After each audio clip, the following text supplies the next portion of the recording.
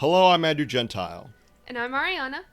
and you're listening to Behind the Flicks. This show is all about me sharing as many facts as I know about filmmaking and directors and behind-the-scenes info about movies and whatnot to Arianna, and you'll join us for the ride. Today we have a special episode with two guests. Our first guest was a competitive bodybuilder, physical trainer, and communications instructor at Donna Anna Community College. She, and I'm quoting her, loves to read and typically dislikes films that are adapted from a book because they can never compare to the written word. Wow. Please welcome Sandy Bein. How are you, Sandy? Hey, hi, I'm glad to be here. So glad to have you. Now, for our next guest, I got to share a bit of personal history. When I was 8 years old, I was walking along the playground one day, thinking to myself, pondering the mysteries of life, and what I wanted to do with the rest of my life. I knew I wanted to tell stories, so I settled on film director. I think it's surprising that I even knew what a film director was at the age of 8. I realize now that I must have learned that from my parents. My dad would talk about Steven Spielberg, George Lucas, and Hitchcock. And this next guest talked about Baz Luhrmann, director of Moulin Rouge, and, above all other directors, Quentin Tarantino. Our next guest just dated me. Please welcome my mom, Sarah Gentile. How are you, beautiful? I just dated you. You rarely have an opportunity to use that word. Yeah, I was about to say, I think that's the first time I've heard it in a sentence. Gargantuan. Now there's a word There you you don't go. hear a lot. Yeah. I'm glad you picked up on that, love. Oh yeah, I got some good comedic timing. Yes. How are you? I am well, thank you. And thank you for the beautiful Mother's Day flowers. So, before we dive into questions for Mom and Sandy, and this is of course you guys can jump in, but Arianna, can we get a review of this episode's film? Ooh, this episode's films are Kill Bill Volume 1 and 2 by the great Quentin Tarantino, as you mentioned earlier. We count those as one movie in our household, ma'am. Yes. They deserve It's to one be. movie. They mesh so well together from, beginning to end on both of them that it's hard to think of them as two separate films. I'm sure he did it just because he didn't want to make one epically long film. It's true. But oh my gosh, I've seen these movies a couple of times before, but when I rewatched them this week, they are so much fun, and they are ridiculously well directed. I mean, the split screens that he does are just really amazing. I mean, it's just about this woman seeking revenge in a murderous rampage against a murderous rampager. And I think it's very fun that Uma Thurman, who plays the lead, is like, she's on the same level as everyone else in terms of like murderous rampaging killing machine, but her purpose in the movie, she's always chasing people that really deserve it. And it's fun that you don't really see till the end of the movie that she also kind of deserves it, but you don't really care about that by the end of the film. And it's just, he makes it so much fun to watch, and the story is so relatable in some way, the mother aspect and whatnot. And I just had so much fun. I could watch these movies over and over and over. A+. A+ movie. Awesome. A+.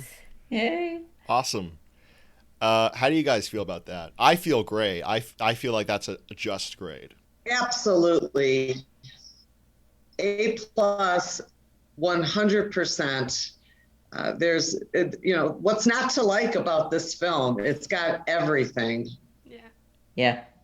Awesome. Now I got some questions for Mom and Sandy. Gonna hit you with some hardballs here. All right. When and where did you first see Kill Bill? Let's start with Sandy. Oh my gosh. No, you think I should remember these things, but being old, I don't remember dates so well. I don't remember when I saw it, but I know I saw it in my house. I did not see it on a big screen. And I wish I could. I'd like to be able to go back and do that, because loving these films so much, I could only imagine how great it would be to see it. So it had to have been sometime after it was done with its release out in the theaters.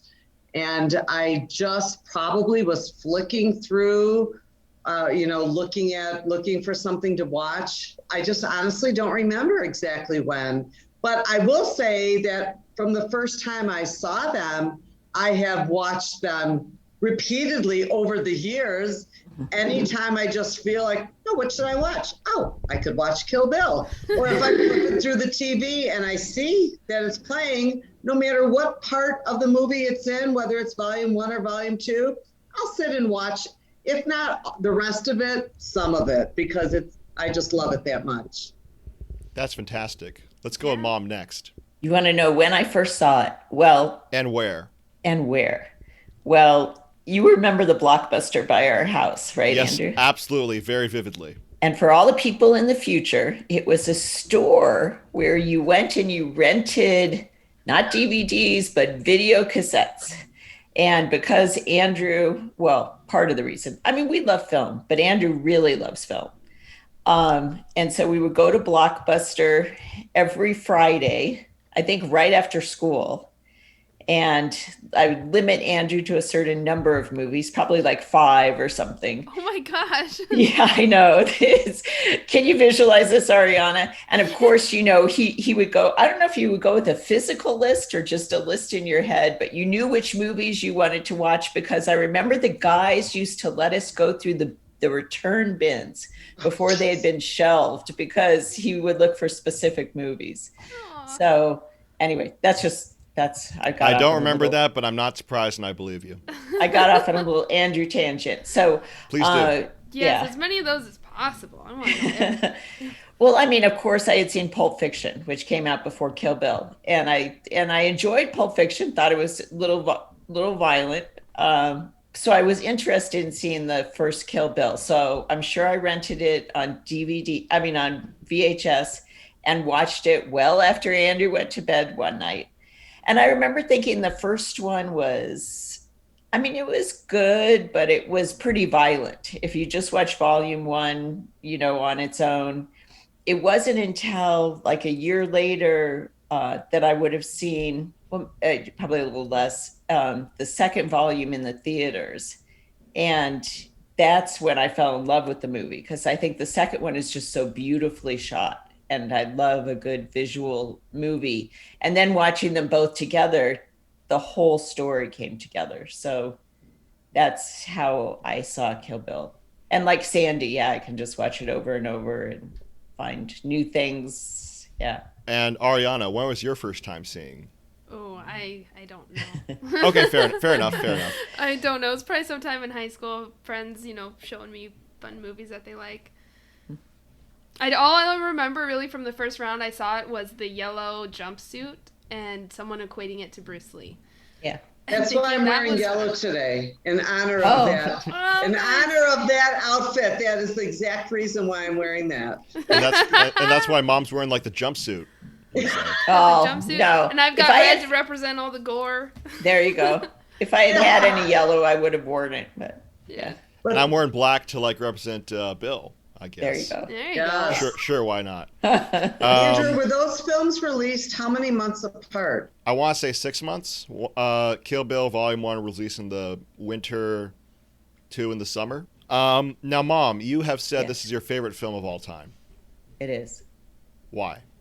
So how can I put this? The beginning of volume 1, where she wakes up in the hospital bed, well, close to the beginning, where she wakes up in the hospital bed and realizes that she doesn't have her baby anymore, the acting was just amazing. She has this visceral reaction, and which really sets up the rest of the movie for her, you know, seeking revenge on the people that took that from her.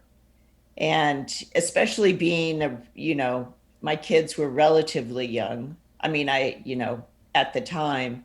And so I could relate to how that would feel.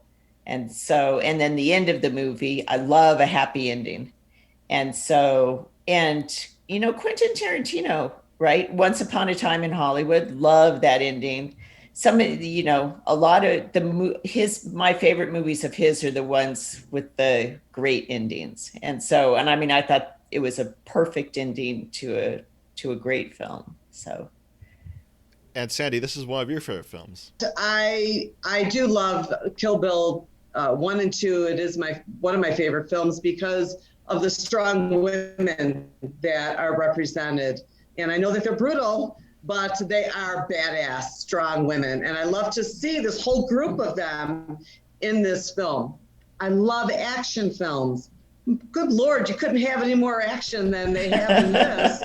So for that, fantastic. It's also quirky. It's a quirky, crazy story that makes no sense, but makes perfect sense. And I like that kind of quirkiness about it, it just works. And the ending is perfect. The ending in this respect, it was perfect. I love swordplay. I love kung fu films. So there's a ton of fighting. I love how he uses different genres, like with the anime, and then it's not, and the black and white, and then it's color, and then there's like the big fight with Oren with the 88s, where it was noisy fighting, but then it stops, and I think it turns to black and white, and then music starts, and it just, I love it. There's always something going on that grabs my eye, my interest. I can't do crossword puzzles if I'm watching this film because I want to see everything. Yeah. And I think like for all those reasons, I just think it's a fantastic film. Yeah. Fantastic. Yeah, I agree with you so much. There's the cool part about Quentin Tarantino, I think in general, but especially shown in Kill Bill, is that he brings all of the elements of filmmaking and points them out to keep you intrigued. When you were talking about like the music and the coloring and right down to, you know, when I was talking about the split screen, like the way he visually represents everything, he puts so much effort into making all the elements come alive. And Kill Bill is such a good representation of a blending of all of those. It's wonderful. And the detailed character. Yeah. Like when the Texas Ranger comes up to the church and has all the Ray-Bans on his dashboard. And, you know, I mean, it's just perfect, right? I mean, who thinks of that detail, but you got so much about the character from those little tiny tidbits. Oh, right. Yeah. Absolutely. Yeah. And I know nothing about cinematography, filmmaking. So I really don't know anything much about that, but just seeing the way that he incorporated so many modalities and so much to hold my interest and to make me just feel like I was blown away by what was going on. I just thought it's cool. It's just a cool film. It's cool. Yeah. Yeah. Yeah. Should I jump into the facts? Yes, sure. Please. Yeah. Awesome. After having directed perhaps the most influential film of the 90s, Pulp Fiction, Quentin Tarantino decided to, as he put it, quote, throw them for a loop, unquote, by making a film that is more restrained in its style, 1997's Jackie Brown. Although Jackie Brown was well received by critics, it was not the audience smash hit that Pulp Fiction was. It would be 6 years until Tarantino's next film, Kill Bill, Volume 1. Why did Tarantino take so long to release his next film? How did his original concept for Kill Bill evolve? And who did Quentin Tarantino originally have in mind when writing the role of Bill? Arianna, Sandy, Mom, let's answer those questions and more. I know some of these answers. Oh, you do? Yeah. Good. Well, I think you know the answers because you've been around me. Or you know the answers. Or you know the answers because you've been around me. Oh. They were the original lovers of Kill Bill. Fair enough. You know what? Fair enough. I stand corrected. Andrew, so you never answered the question. Do you remember how old you were when we let you see it? Or I think I was 13, I think. And do you know who you saw it with? Oh, you definitely. Oh, was it me? First volume. I think what happened, and correct me if I'm wrong, I think what happened was that you said, oh, you could just skip to volume 2. And I said, no, I want to see the whole thing. Because you weren't a huge fan of the first volume when you first saw it. But then I think, and again, correct me if I'm wrong, I think it was my love for both films that made you love volume 1 even more. Am I right in that? Or I can edit that out. I don't know. It could have. I think I probably just wanted you to love the film. Yeah. And from my personal experience about seeing volume 1 first, I thought maybe if you saw volume 2 first, you'd be more interested in seeing volume 1. I probably didn't think you had the patience at that time to sit through the whole thing and wait for the journey to solidify. So, but I don't know. Yeah. I mean, at that age, I was watching like Schindler's List, so I think I had the patience. Yeah. That's a good training film for how to sit through a long story. A long, grueling story. Yeah. No, but also, we were talking. Arianna and I and the other guests were talking about this on the Pulp Fiction episode of the podcast. What's weird, and that Garrett, our friend, noted this.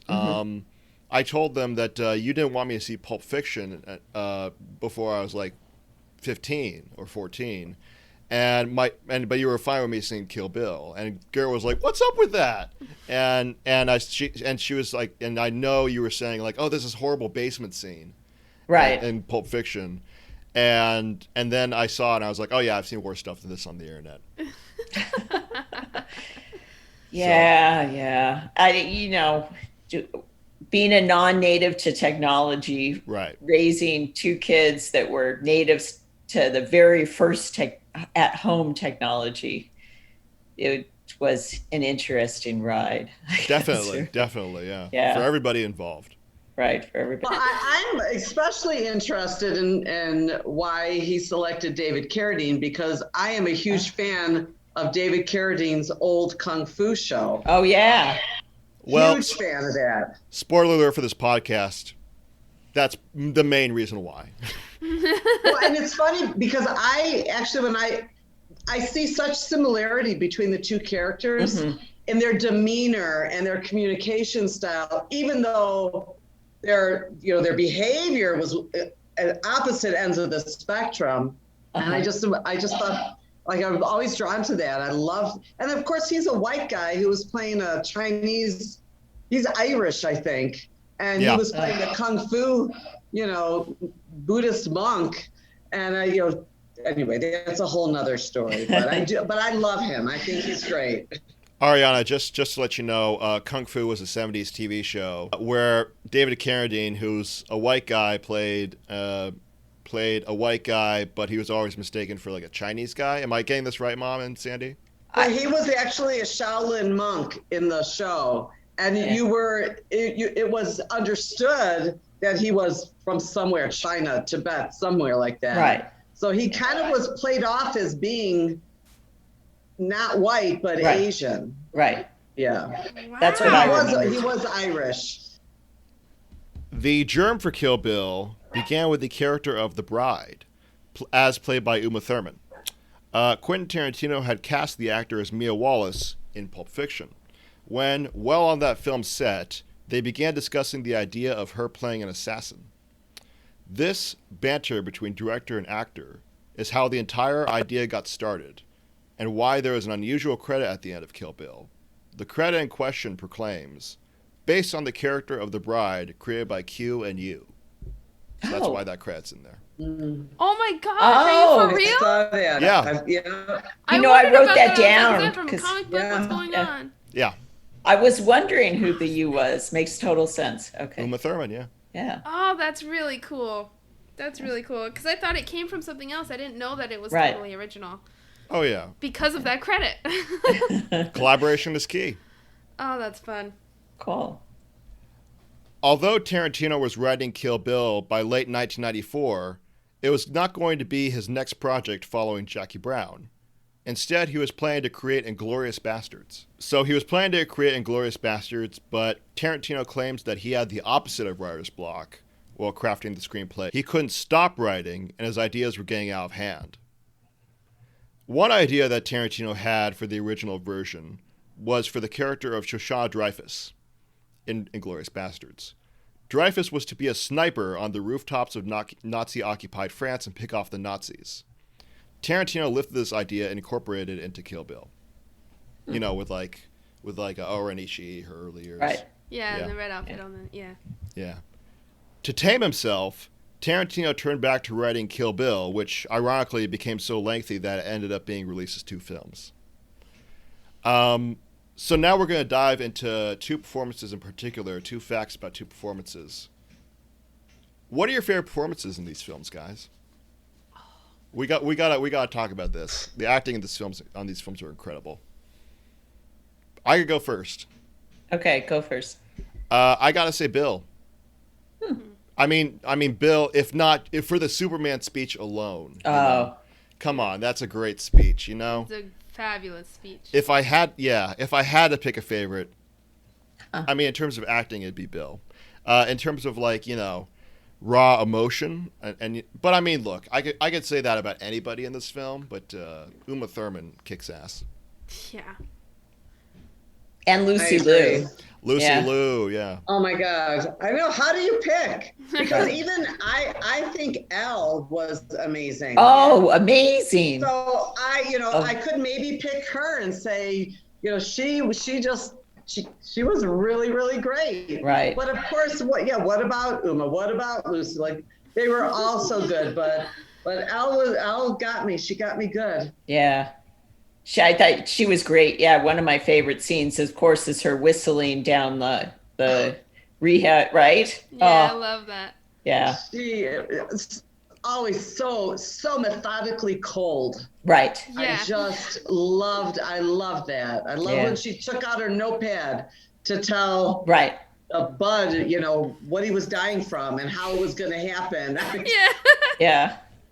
It was cool. Loved it. Yeah. Just to let you know, the whistling was actually taken from a horror film made in the I believe the 70s or the 80s called Twisted Nerve, and the whistling was actually composed by Bernard Herrmann, who did many Hitchcock films. Oh, cool. The composer for many Hitchcock films. Very cool. See, little tidbits like that are cool because they let you know that he gets inspired just like any other director. Yeah. Kind of copies stuff that he finds cool and places it in parts that he thinks it's useful. And it was a lot of fun. Like you said, that was a favorite beginning scene for me, too. Yeah. Arianna. Oh, I mean, I let you guys lead me a little bit. When you said Bill, I was like, yeah, he was phenomenal. He plays the perfect, lovable villain. And then you said Elle, and I'm like, yeah, every time she's on screen, I'm obsessed with how she talks and the way that she does things. And then I like Bud, too. I thought he was a weirdly likable character somehow. He's so simple, but, the idea that he's Bill's brother was, really fascinating to me. But, I mean, Uma Thurman just crushes it every time she has the opportunity to. I was actually rewatching, a couple years ago, I was rewatching the scene of Bud where he one-ups Uma, where he one-ups the bride, where he shoots her, and a YouTube comment actually said, the reason that he almost succeeded in the bride was because he actually respected her. He was the one character who knew, oh, she's a danger, and I probably can't defeat her, and that's how he was able to almost get her. Mm-hmm. Yeah. And so that makes this character interesting, I think. I think so too. Within the mythology of I agree. Yeah. There are many exceptional actors in this film. Two such actors are Michael Parks and Gordon Liu. Now, why do I single out these two? Because they both play different roles in each volume. Parks was cast in Volume 1 to reprise his Texas Ranger character Earl McGraw. He played this character previously in From Dusk Till Dawn, a film which starred and was written by Tarantino. Parks was also cast to play the pimp, Esteban, in Volume 2. Gordon Liu was cast to play the leader of the Crazy 88s in Volume 1 and the bride's teacher, Pai Mei, in Volume 2. So, they're both the same. Oh, shoot. Yeah. I did not know that. Me Yeah. neither. Wait, Pai Mei was the same person as Same actor. the same actor as the 88 leader? Uh-huh. Yeah. Get out of here. That is cool. That is really cool. You know what? I like that he utilized these actors in more than one role. I think that's great. Mm-hmm. They're really talented. Tell me again who the actor who plays Esteban in Volume 2, who does he play in Volume 1? Michael Parks plays Texas Ranger Earl McGraw. The one with the Ray-Bans. The sunglasses. Yeah. What? Never have guessed that. Me I would neither.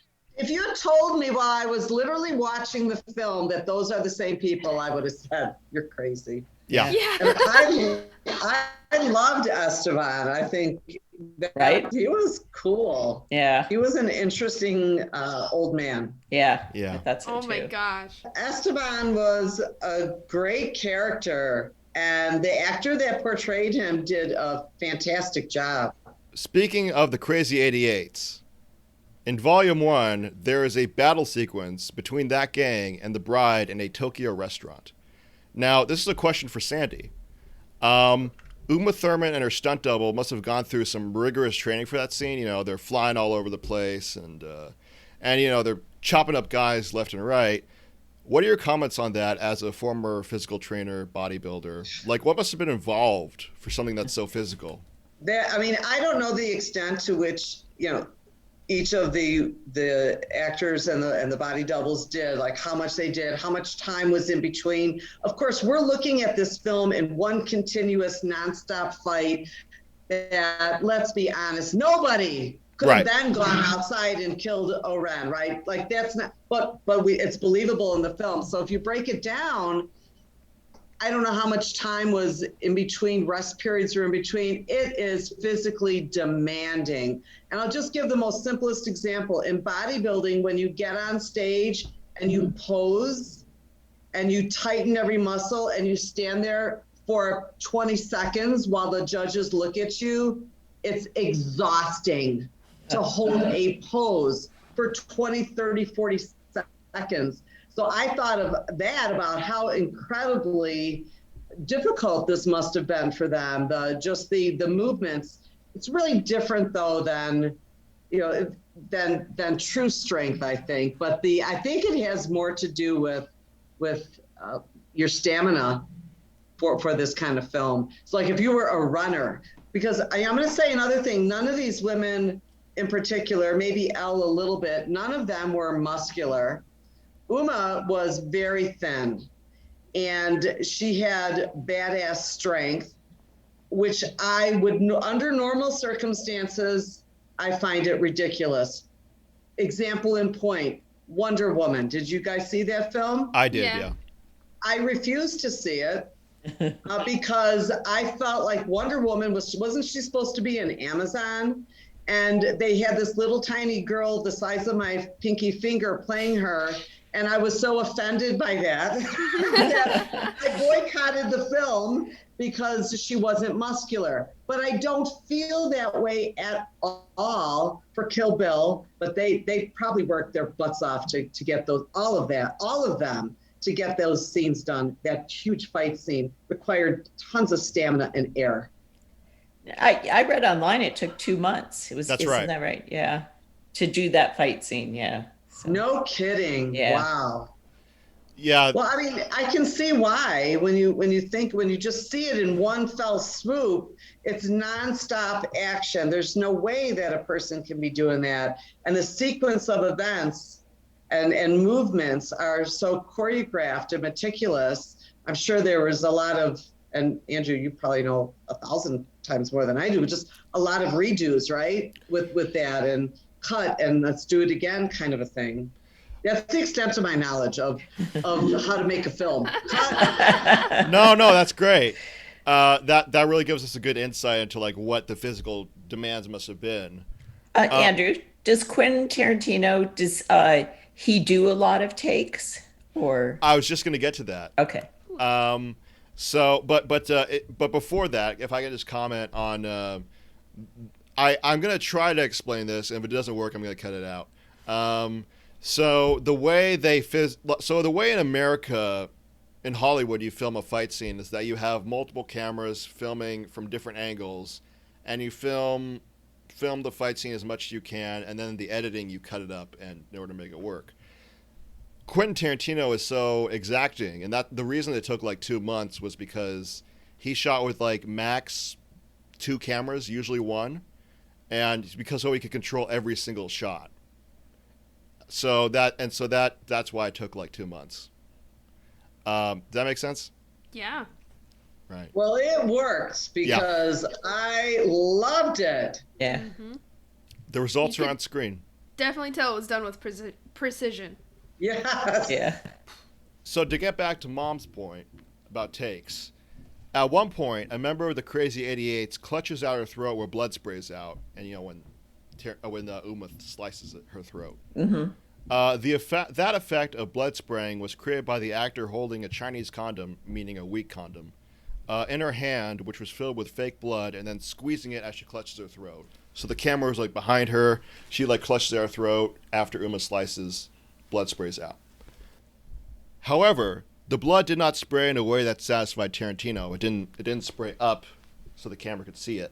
So Tarantino did approximately 34 takes until the blood sprayed out of the condom correctly. He claims that this is the most number of takes that he has done for any scene in his career. Wow. So 30, That's a 30's his fact. max. yeah. Wow. Meanwhile, as we discussed Arianna before on the episode on Heat, Michael Mann does 30 takes per scene for like a movie like Heat. And Kubrick has like some record for like over 100 takes for one shot. But are they doing theirs on film like Quentin Tarantino? Or? Yeah. Oh, okay. Wow. Michael Mann did Heat on film. Kubrick shot us because he died before digital became a thing. Wow, that's a lot of film. Say that again. Yeah.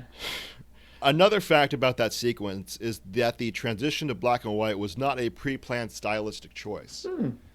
Tarantino added the black and white effect in post-production in order to reduce the gory elements seen on screen because the ratings board of America would not give the film an R rating otherwise.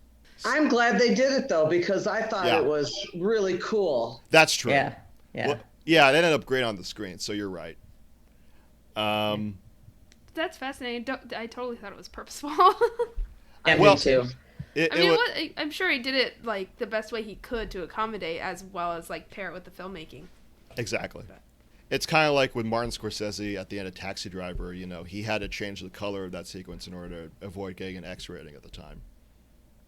I've liked the climactic shootout sequence, so it's kind of like that. Mom.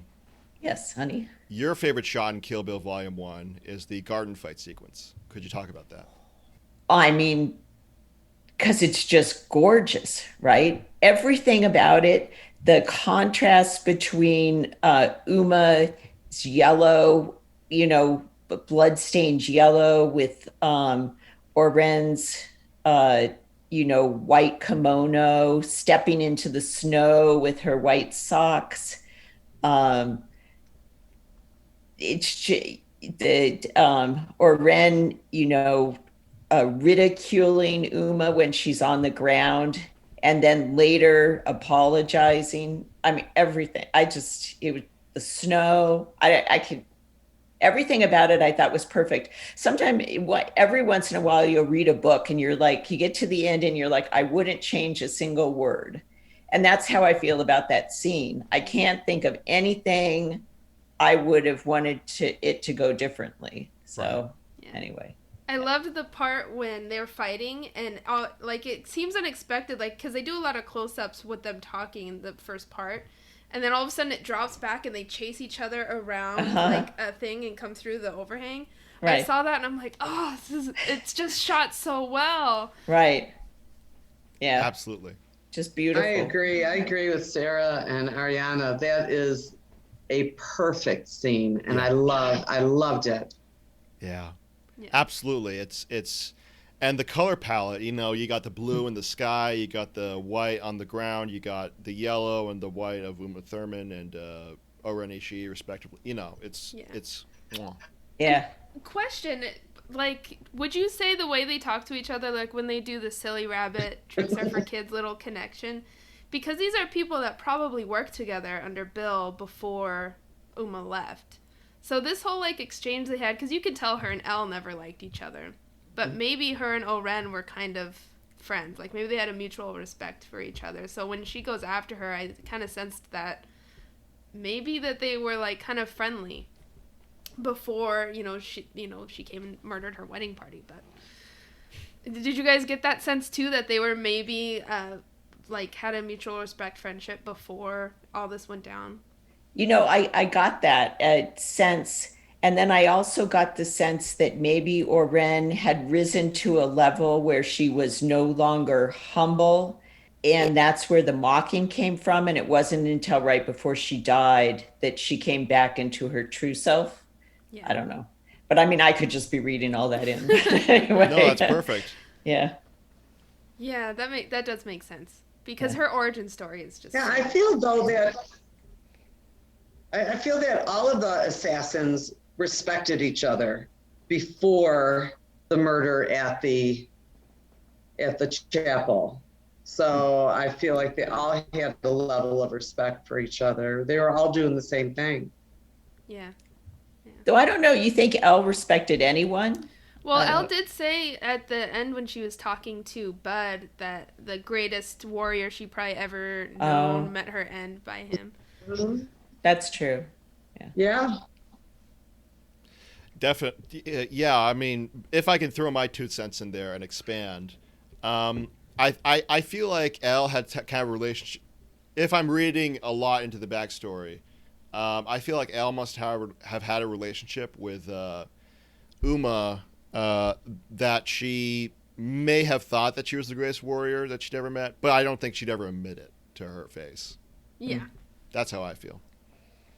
I'm with you there. Yeah. So back to the Japanese garden scene. Tarantino had commented about his original concept for that fight. Tarantino had wished in his head, like he had wished in concept, that the two adversaries could grow to the size of giants and brawl throughout the streets of Tokyo. However, Tarantino realized that even in the fantastical universe that he had created, that was going too far. Yeah, you don't want people to watch the film and be like, "Oh, this is ridiculous." Yeah. Like right, because I'm sorry. No, you go ahead. Because when she is buried alive and comes, and works her way, crawls out, you have to suspend reality there into this, like you say, fantastical universe to accept that. And I sometimes struggle with things like that, but I did not with this film. But if he had done other too much over the top things, I probably would not have liked it as well. Totally agree. Now, let's move on to the music. Yeah. Do we want to talk? Do we just want to have a conversation about that first? What are your favorite moments throughout the two films, musical moments? There's one for me, but I want to hear your guys's. I don't know if they're favorite. They're just ones I remember. That Johnny Cash is playing in Bud's trailer when she's coming. Yeah. I love that. And of course the 5, 6, 7, 8s in the Tokyo bar scene is just so classic. Anyway, what's yours, Andrew? Mine is the Death of Bill. That musical song is called "The Demise of Barbara" and "The Return of Joe." So, and that's from a film in the 70s. Arianna, what's your favorite? Ooh, I mean, it's hard to pick one out, especially because I'm not super focused on the music, even though I felt it the whole time. Sure. But I just liked the introduction to anytime she's about to kill somebody, the theme, the main theme. Yeah. Because it just instantly puts you in the movie. Like, it, I don't know, it just, like, intensifies it in a fun way. Yeah. Which I liked. Sandy. Yeah, I have to agree about the 5, 6, 7, 8, the band that was playing it. That just is just hammered in my mind. And it was just so interesting that what they were doing and what was going on and what we're listening to and what we're seeing happening around the edges of that. I loved it. Fantastic. There are many unforgettable musical moments in Kill Bill. Although most of the music is from already released albums and other movies, there is actually original music that was composed. Like, for example, the first volume's original music was composed by rapper The RZA. A good example of the music that was composed by The RZA was when Lucy Liu is walking down the hallway, like right when they enter the restaurant. That was original. The second volume's original music was composed by director Robert Rodriguez. Rodriguez is most well known as the director from Dusk Till Dawn and the Spy Kids movies. Because Rodriguez and Tarantino are very close friends, Tarantino got away with paying him $1 for composing the original score for Volume 2. Yeah. So I think that's a good deal. Speaking of Volume 2, it's time to address the elephant in the room. Before filming one sequence in which the bride drives down a forest road in Mexico, Uma Thurman felt unsafe driving down that road. So she asked Tarantino if a stunt driver could do so instead. Tarantino refused. The car crashed and Thurman was taken to the hospital. She sustained a concussion and damage to her knees. Thurman wanted to go public with this abuse of power. However, the company that was producing Kill Bill, Miramax, would not release the footage of that car crash until Thurman signed a document, quote, releasing them of any consequences of Thurman's future pain and suffering. End quote. What? Yeah. By 2018, over 100 women had claimed to have been sexually harassed or assaulted by Miramax co-founder Harvey Weinstein. Thurman was among those women. After she went to the police that year, Miramax released the footage and Thurman was able to go public, revealing the abuse of power. Now, having learned that information, how do you guys feel about the films? She didn't want the risk. She was persuaded to take the risk. And then she took the risk. It's on her. Doesn't change how I feel about it. I mean, I'm sad it happened. But I kind of agree, right? I mean, they were so deep into the filming that I think she would have had a good position to say, sorry, we're at an impasse and I don't feel comfortable doing it and I'm not going to do it. So, I mean, if she had pushed him to the wall on it, I think, it's not like she didn't have power. She had already, right? She'd already done, this was Volume 2, right? Yeah. She had already done Volume 1, filmed probably a significant portion of Volume 2. So, I mean, what was he going to do? Recast her? I don't think so. Yeah. I agree. I agree. Yeah.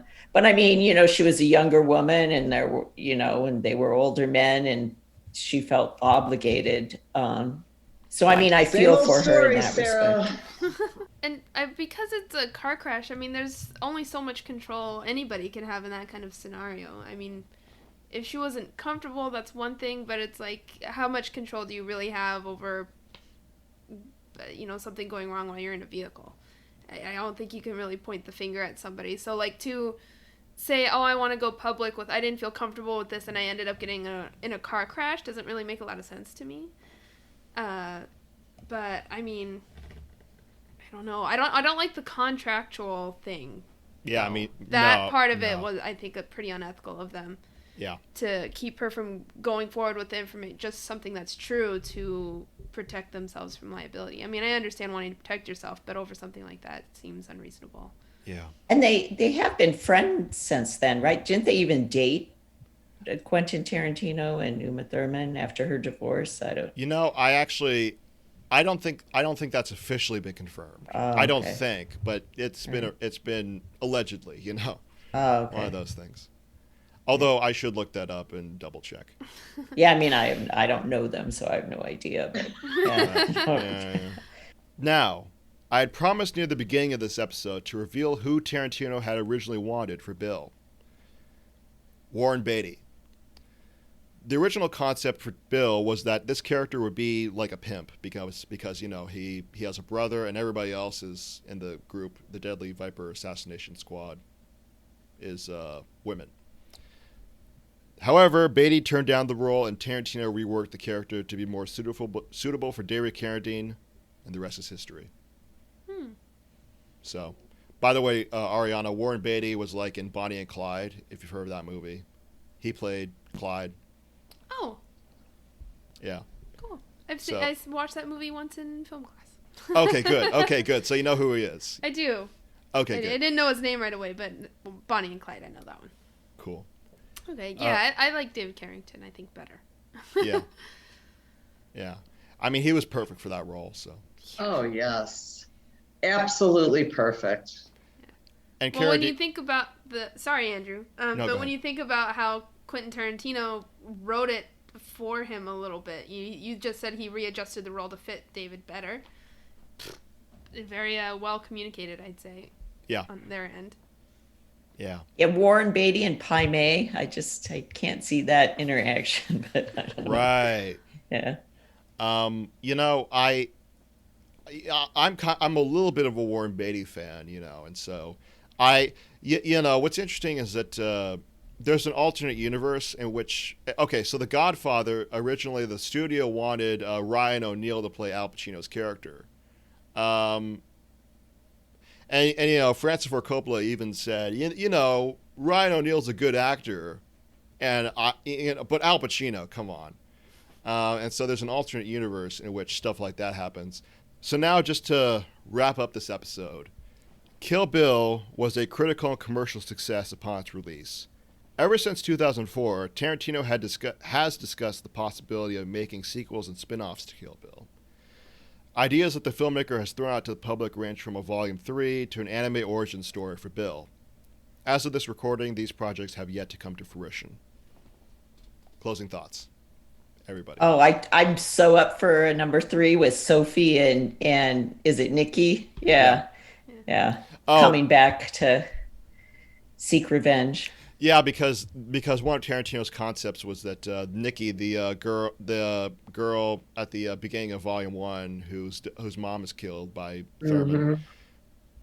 His concept is that you know, Sophie or Elle would train this young woman and to seek revenge on this now young woman to seek revenge on Uma Thurman. Oh, that's right, because we don't know if Elle's really dead. Yeah. Yeah. I found that interesting that she's the only one that she left alive. I mean, Sophie too, but Sophie wasn't really there doing any of the murdering. She was just kind of making phone calls. But Elle was in there with them. Yeah. Right. And Uma Thurman did say to the little girl after she killed her mom, you know, if you feel a certain way later in life, you can come find me. So it kind of set the stage for that spinoff. However, I had never thought of this, Andrew, until you said origin story of Bill. I'd be down for that. Yeah. I would love to see a film about Bill. He's the man. Although it's hard to imagine not having David Carradine. Right. How exactly? They'd have to find the perfect actor for him because it'd be a young version of him anyways. Yeah. So I would love to see like how he found Pai Mei and what made him a murderous bastard. Yeah. That would be so cool. All right. Do you have any updates on if and when that might happen, Andrew? Or no. Sorry. There is another part of me that is okay with The Wandering though, because the movies are so perfect. Yeah. I'm always a little scared that if something else gets added to the mix, it either gets dropped off to the side or is too much compared, and sometimes it's better just to leave something perfect by itself. So I'm fascinating about those stories. I think I can make peace if I don't ever see those come to light. Yeah. I like what you just said. Yes. So unless there are any more closing thoughts. Let me flip through my notes real fast. See if I had any questions for you. Hold on. Sure. Oh boy. I will just make a comment. Out of all of the violence in the film, this cracked me up, but out of all the violence of the film, the one scene that I had to like kind of look away every time it comes on is when she steps on Elle's eyeball. Oh, yeah. Oh, so good. I looked away. Everything. Why is it? That's the one thing that I'm squeamish about. Goes in between her toes and everything. It was awesome. Yeah, it was pretty bad. So one question I had was Paula Schultz, the grave. Is she related to Christoph Waltz's character in Django Unchained? Ooh, I have no idea. I had come across that on the internet, and now I can't stop thinking about it. So. I mean, I wouldn't be. I have no official answer for that. I would not be surprised. Right? Who are you talking about? Paula Schultz, the grave that Uma is buried alive in, or the bride. I guess we should say the bride. Yeah, That's what it was. It's the same last name as, and I mispronounce his name. Is it Christoph Waltz? Is that how you say it? Oh, you mean the actor? Right. Yeah, Christoph Waltz. Yeah. Yeah, his character in Django Unchained is named like King Schultz. Yeah. So Dr. same King last Schultz. name. And so there's speculation online that the grave may be his daughter or somehow related to him. So Is Quentin known for doing stuff like that? Like linking random little points in his movies and characters? oh yeah, The Bride. Yeah, go ahead. You totally made me remember that fact. Uma Thurman's stunt double in both films plays a character who like wears a bandana in Django Unchained, and apparently they're like connected family wise. Mhm. And she's like when Django shoots up the that gang members, I want to say shack when they're in the shack. She's the only one who escapes. Right. And so she could go off and have kids or something. Arianna would have to rewatch Django Unchained to get that. And it's a very brief moment, so I barely remember it, you know. And doesn't this stunt double make an appearance in Hateful Eight. Yeah, Hateful Eight. That's right. Yeah. Yeah. See, I love filmmakers that kind of keep Yeah. their crew around them for all the years of their career. Yeah. Yeah.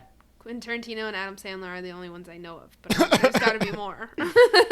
Oh yeah, so then we have to mention Samuel L. was Rufus. Oh my gosh. Yeah, right? Yeah. Love that. I just Yeah. imagine that conversation like, hey, you want to come by for a couple of days and do this real quick? Sure. Yeah. And he's so iconic in every film that, Yeah. everything he's in. He's lovable to watch. I Yeah. gotta love him. Sandy, Yes. do you have anything to promote? Oh, well, local here in Las Cruces, but not necessarily local if you're online. You could take classes at Dona Ana Community College and take my speech class, or anyone else that's offering a class, and NMSU as well. Thank you. And you're a wonderful speaker, so I would definitely recommend that. Yeah. Thank you. Thanks. This was great fun. I appreciate being included. Thank you for stopping by. Mom, do you have anything to promote? Well, not so much a promote, just and you and I have talked about this, Yeah. how especially during the pandemic, everyone's mental health has taken kind of a hit. And we're very involved with, it's called DBSA San Francisco. It's the Depression Bipolar Support Alliance in San Francisco. And they offer free online Zoom in support groups, whether you yourself are on a journey with your own mental health, or whether you're a friend or family member who is supporting someone who has a mental health issue. So, and DBSA is actually a national group. So you can either go to DBSA San Francisco or DBSA, the national organization, and find free support.